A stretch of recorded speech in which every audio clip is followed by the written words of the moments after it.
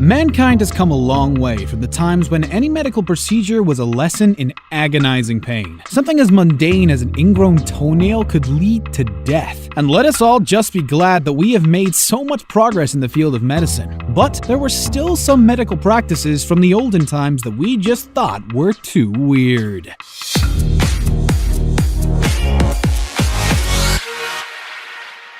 Number 13. Mouse paste. Ancient Egypt did suffer a lot from dental problems, especially toothache. The reason was that sand would get in almost everywhere there, including the food. Thus, eating the gritty sand often resulted in the enamel covering being worn out. But the Egyptians found a cure for this toothache: rat. Yes, dead and often festering rats were used as a treatment in Egypt. A paste would be made from these dead mice and applied on the places where it hurt. And if the pain was too great to handle, the entire mouse was applied directly. Needless to say, this sort of treatment caused more harm than good, as a simple old toothache was often converted into a full-blown infection. Number 12. Humans.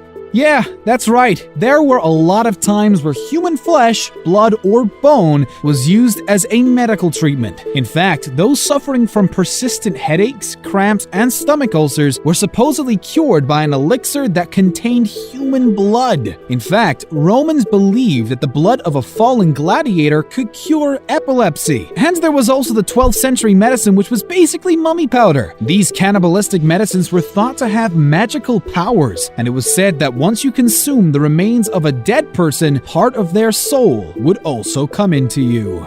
Number 11. Cutting teeth. When babies started to grow teeth, it can be a harrowing time for parents as they end up chewing anything and everything. But in 16th century France, there was a process which would allow for the teeth to come out much faster. What they would do is take a scalpel and cut the tissue over the teeth so that it would come through. And even though this practice started in France, it spread to other parts of the world as well. This practice was used till the early parts of the 20th century, but it is unclear how many children died because of this procedure, as the instruments used for the cutting weren't always sterile, and it did lead to trauma in kids.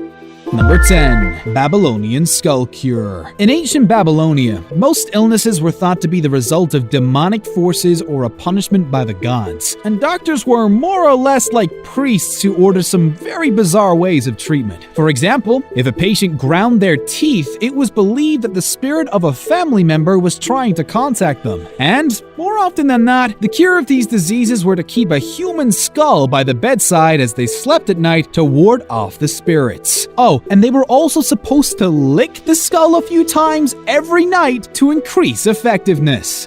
Number 9. Bloodletting. There is an actual reason why the term bad blood has come to describe feuds. Or at least we think so. In ancient times, whenever anyone felt sick, it was usually thought that it was a result of some bad blood. It was believed that all the fluids in the body needed to be kept maintained for a proper functioning human. So, the practice of bloodletting started in Egypt and Samaria and soon spread to the rest of the world. Doctors of those times simply made a cut on a vein of a person and drain some of the blood. Alternatively, leeches were also used to suck out the blood, and while the blood loss could easily lead to a lot of deaths, bloodletting was practiced well into the 19th century. From a sore throat to the plague, they thought everything could be cured by just letting the bad blood out.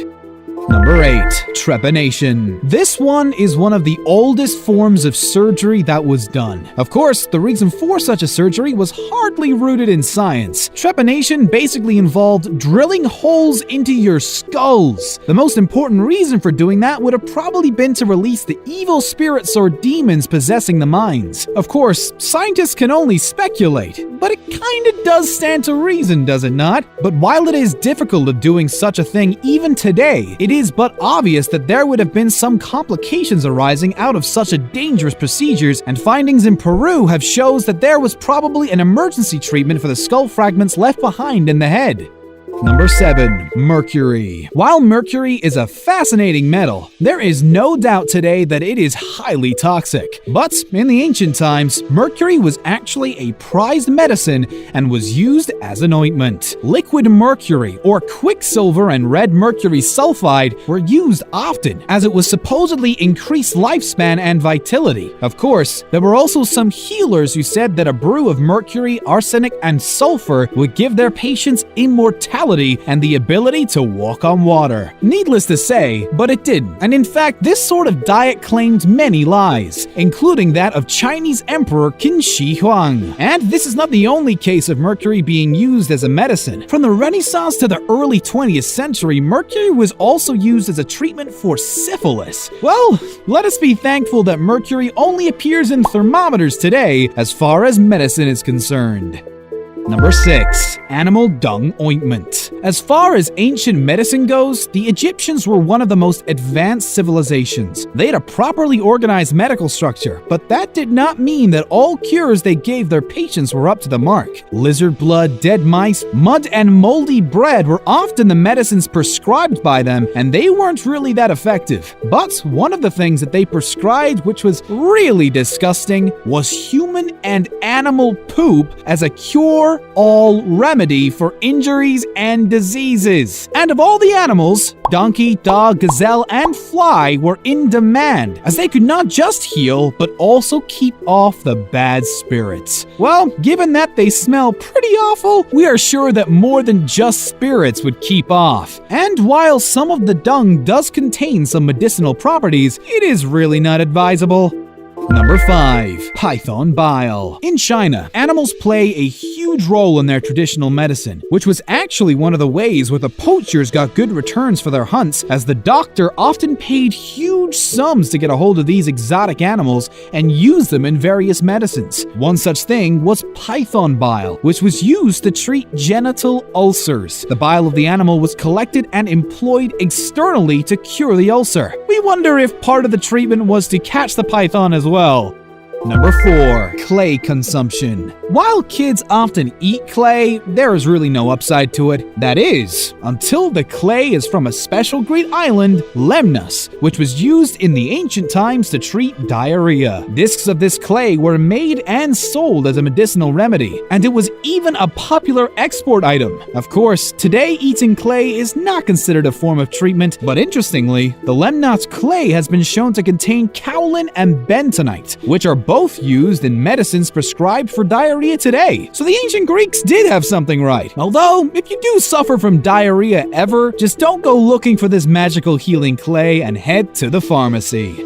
Number 3. Partial tongue removal. The ancient days were really not a good time for those who had speech disorders. Not only were they generally made fun of on all occasions because of a lack of understanding, sometimes they went through some really bizarre treatments as well. In the 18th and 19th century Europe, there was a cure for stutters and stammers. Doctors believed removing a part of the tongue would help in correcting the speech. And while this process is still used, but the cause is different. Today, partial tongue removal is used to take out many of the cancerous cells that oral cancer patients have. But in the olden days, it was used as a cure for stammers. But of course, the cure didn't work, and many patients also lost their lives due to infection and blood loss. Number 2. Tobacco. If someone said today that tobacco is actually a medicine, they would be laughed off because the harmful effects of tobacco have been documented way too many times. But in Native American culture, tobacco was a widely used medicine to treat anything from chronic pain to tuberculosis. And they were used in a variety of ways as well. The leaves were smoked, eaten, or ground up and applied topically. While today's doctors would actually cry murder over the use of tobacco medicinally, the tobacco we get today in cigarettes and other products is not really pure. But even when taken in a pure form, like the Native Americans did, tobacco is still highly addictive and not really a good idea for medicine. Number 1. Cocaine. Okay, so this one will actually flip a lot of people out, but someone as noted as Sigmund Freud believed that cocaine could actually be used as a medicine. Freud was, and still is, one of the foremost names in psychology, and so it would be obvious that he would study substances that affect the brains as well as the diseases that would affect the brain. And as most of us would know, one type of case that psychiatrists always have in abundance is that of depression. And he was known for occasionally prescribing the use of cocaine to deal with depression. And he was not alone either. Many doctors from the 19th century were known to prescribe cocaine as a treatment for a range of ailments like depressions, migraines, and toothaches. But whether they were inspired from the renowned psychologist or if it was the other way around, we might never know. But one thing is for sure, whatever is ailing you, cocaine is definitely not the answer. Well, aren't you glad that medical science has actually progressed a lot and does not need such treatments anymore? But if you have ever heard or seen any doctor prescribing a weird treatment for a disease, do let us know in the comments section below. And remember to subscribe to our channel for instant updates on all of our videos.